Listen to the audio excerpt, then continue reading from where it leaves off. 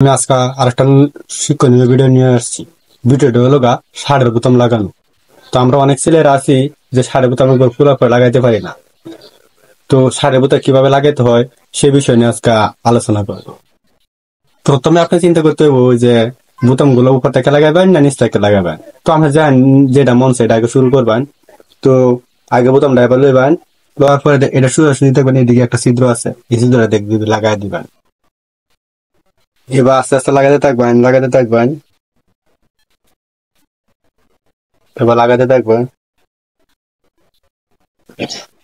এবার লাগাতে থাকবেন পরে উপরে লাগাইবেন, শেষ মেশে লাগাইবেন।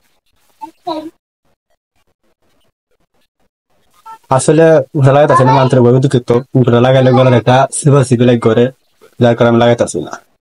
তো আন্তরিক ভাবে দুঃখিত এটা না লাগানোর কারণে। তো এমনি করে আপনার সারা বোতাম লাগাইবেন। ধন্যবাদ আমার পাশে থাকার জন্য, ভিডিওটা দেখার লাগিয়ে।